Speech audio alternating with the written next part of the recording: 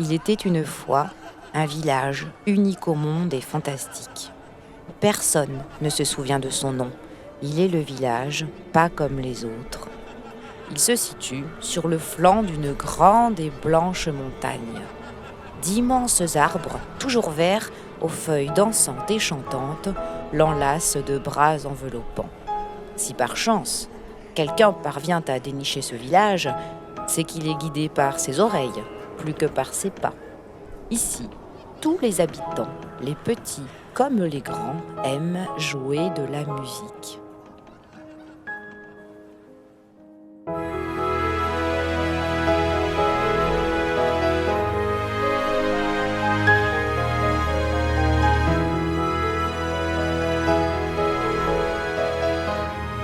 Les orchestres résonnent au cœur de ce village enchanté et enchanteur.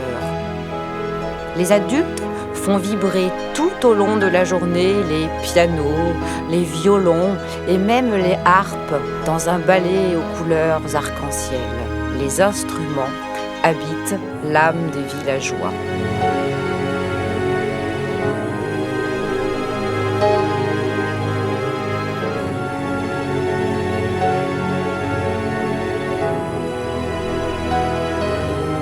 Les enfants, eux, ne se séparent jamais. Les rires espiègles envahissent la forêt et se joignent à leurs fanfares. Toujours farceurs, ils jouent à déformer et tortiller la musique des grands. Ils les imitent en se moquant de leurs mouvements.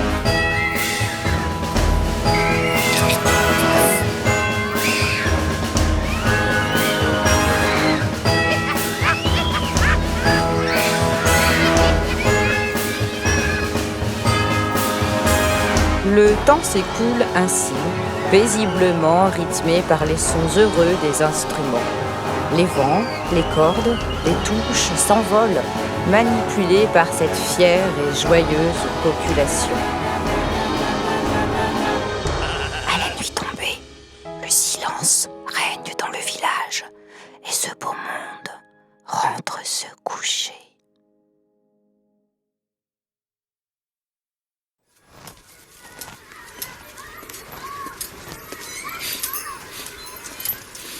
Mais au milieu de cette foule enjouée se cache un vieil homme, bourru et ronchon.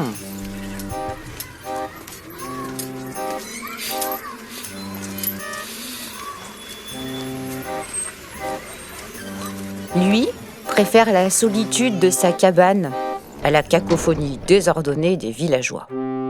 Lorsque, parfois, les sons animés atteignent ses oreilles, il les bouche avec du coton et enfonce son bonnet fermement sur sa tête. Non pas qu'il n'apprécie pas la musique, bien au contraire, mais il l'aime caressante et harmonieuse, guidée par un chef d'orchestre, comme c'était le cas autrefois, avant que les habitants ne laissent libre cours à leur fantaisie musicale. Il fut un temps où il était le chef d'orchestre, nommant ainsi le la à tous les musiciens.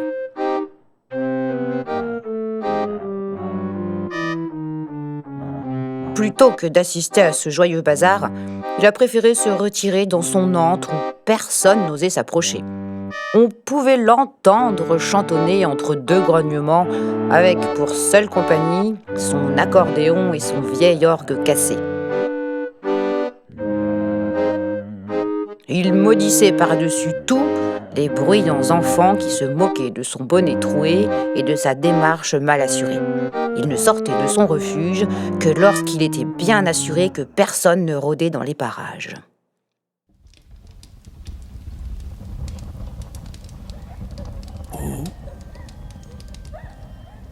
Un jour, il entendit un rire. Ce n'était pas le rire moqueur d'un enfant, non. Ce rire était délicat, léger comme une plume. En s'approchant de la fenêtre ouverte, il vit une jeune femme, aux cheveux si longs qu'il eut l'impression qu'elle portait un châle. Elle souriait, tout en jouant avec une boîte à musique. Elle se positionna face à la fenêtre et la mélodie ne cessait de s'échapper joliment pour rejoindre le souffle du vent.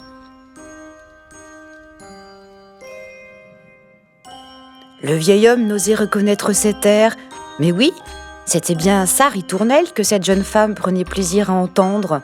Elle jouait sa musique. Il était heureux, si fier qu'elle ne soit pas oubliée. Elle reprenait vie grâce à une jolie inconnue venue de nulle part. Une petite larme perla le long de sa joue. Hélas, on distinguait au loin la fanfare des enfants qui s'approchaient eux aussi, intéressés par la présence de la belle. Et comme toujours, les enfants indisciplinés déformaient la mélodie. Ils jouaient fort et ne respectaient aucun déréglé que les adultes tentaient de leur apprendre.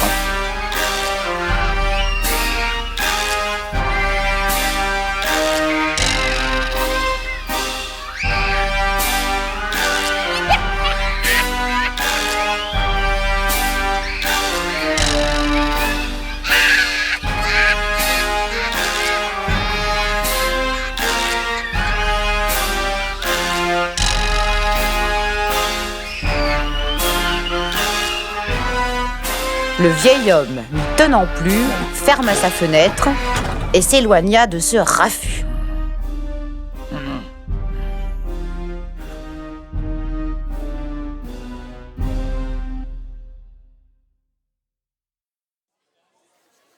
Qui est-ce? Je ne sais pas. C'est qui? En tout cas, elle est jolie. Elle doit venir de... Les questions étaient sur toutes les lèvres. La jeune femme était intrigante. Sa longue robe blanche lui donnait l'allure d'un nuage, tout droit descendu du ciel. Mais d'où venait-elle? Et cette boîte à musique qu'elle tenait entre ses mains? Elle était capable de reproduire toutes les mélodies sous le seul effet de la pensée. Était-ce une sorcière, un être maléfique qui s'en allait en guerre, armé de sa boîte magique? Une muse musicale venue hypnotiser, musicien et chorale, mettre tout le monde à ses pieds.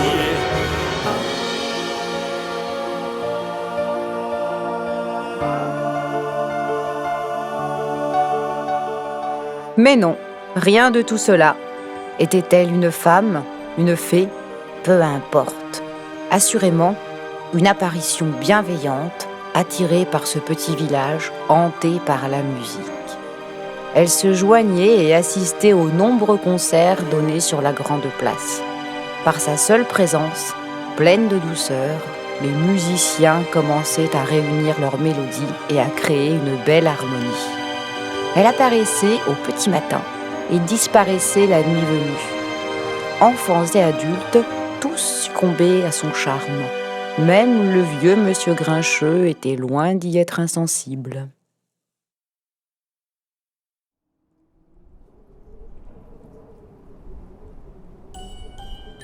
C'est au cœur de la forêt que la jeune femme aimait passer du temps avec les enfants.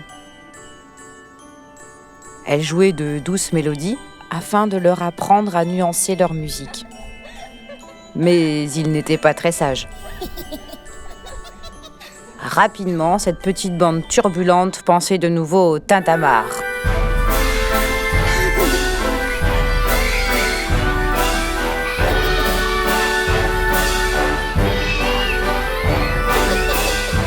La demoiselle prenait plaisir à voir les enfants pleins de vie. Avec eux, elle riait, chantait, dansait et même tapait des mains. Puis, pour revenir au calme, elle reprenait sa petite boîte magique.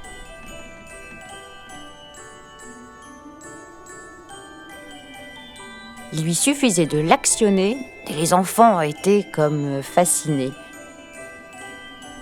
Mais dès qu'elle s'arrêtait,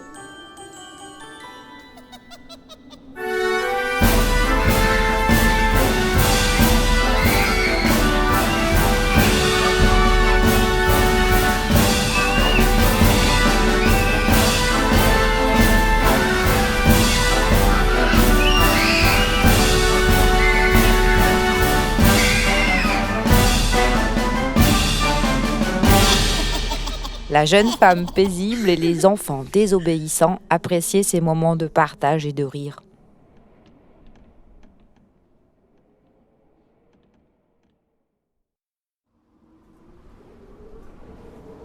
Un matin, où le blizzard soufflait fort sur le village, le vieil homme enfila son gros manteau, son bonnet bien enfoncé jusqu'aux yeux, et il attrapa sa scie.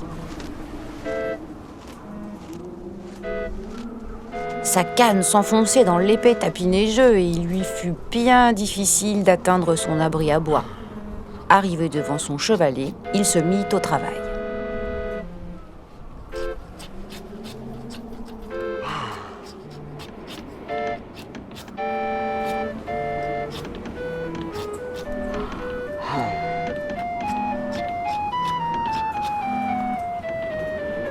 Mais soudain, oh, une boule de neige, puis 2, puis 3.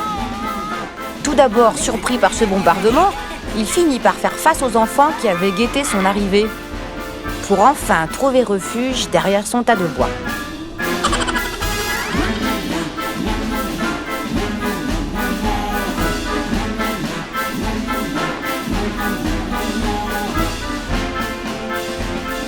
Tout doucement, il s'installa à genoux pour rassembler de la neige et passer lui aussi à l'attaque. Précis et habile, le vieux grincheux visait aussi bien qu'il jouait de l'accordéon. Les boules de neige, lancées à la perfection, désarmèrent les enfants, qui n'eurent d'autre choix que de faire disparaître une à une leurs petites têtes derrière le talus.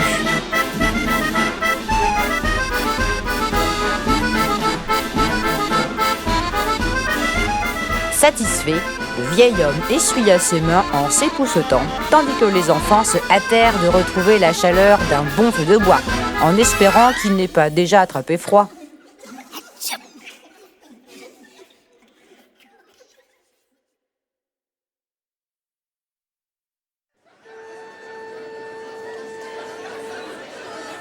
La jeune femme rassemblait la curiosité de tous.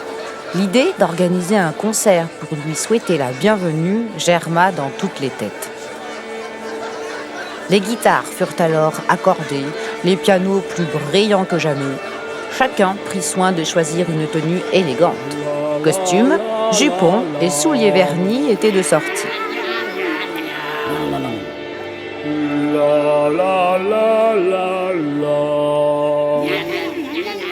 Les adultes avaient composé une jolie musique, à l'image de celle qui les inspirait. Ils travaillaient dur pour être le plus juste possible. Les enfants, eux, chahutaient et couraient en tous sens dans la forêt plutôt que d'assister aux répétitions de la chorale. Ils se moquaient clairement des mélodies qu'ils jugeaient fades et ennuyeuses. Les adultes décidèrent donc que ces petits diables ne participeraient pas au concert. Ils pourront uniquement y assister. Mais c'était bien mal connaître leur entêtement.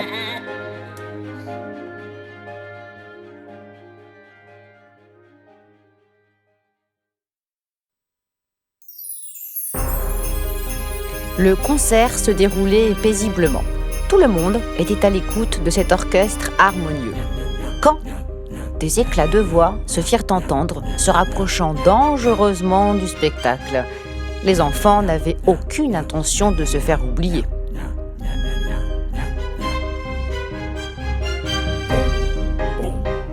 Les adultes, feignant l'ignorance face à ces chants perturbateurs, poursuivirent dignement le concert prévu.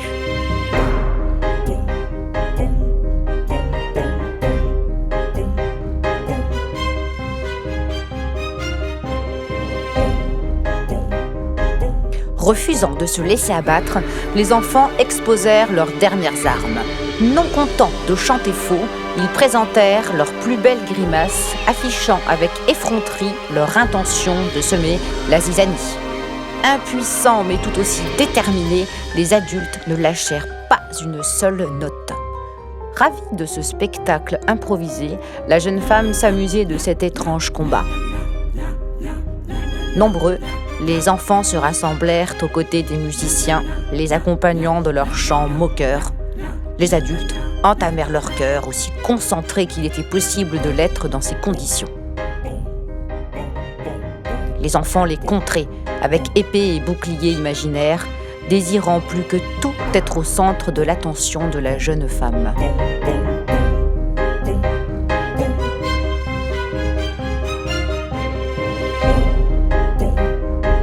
Les petits visages grimaçants quittèrent la scène pour courir dans tous les sens sur la place du village. La course des enfants marqua la fin de la soirée.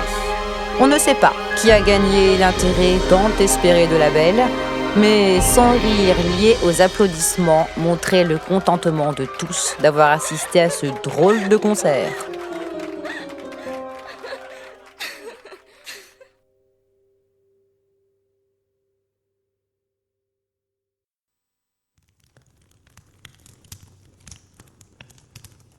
Ce matin-là, le vieil homme était chez lui, auprès du feu. Il tendit une oreille et un sourire illumina immédiatement son visage marqué de rides. Les notes de la boîte à musique semblaient avoir rempli sa cabane. Il savait qui jouait cette mélodie. C'est avec hâte qu'il se dirigea jusqu'à sa fenêtre. Elle était là, aimable, souriante, avec la boîte à musique dans le creux de sa main. La mélodie, alliée à son sourire, firent fondre le vieil homme. Il prit son accordéon et se mit à jouer avec elle. Lentement, elle fit demi-tour en lui adressant un signe. Sans réfléchir, il la suivit. Bouleversé par ce doux partage, absorbé par la beauté de la demoiselle, ses pas la menèrent tout naturellement jusqu'à l'entrée du village. Les enfants les attendaient.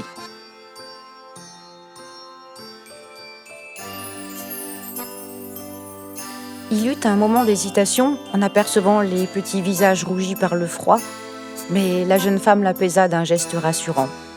L'accordéon continua timidement. Il n'entendit ni rire, ni moquerie de la part des enfants. Au contraire, il l'accompagnait en rythme, tout en nuances. Il était ébahi.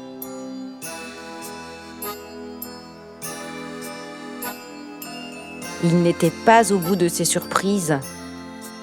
Les villageois s'étaient réunis pour enfin partager sa musique. Pour la première fois depuis des années, tout le monde, sans exception, jouait à l'unisson. Le vieux monsieur laissa couler ses larmes, ne retenant pas son bonheur. Il se mit à rire, se souvenant de l'époque où lui aussi était un enfant facétieux. Le village était porté par l'émotion du vieil homme. L'harmonie reprenait vie. Même les enfants blagueurs ne pouvaient cacher leurs yeux humides, tous autour d'une unique mélodie.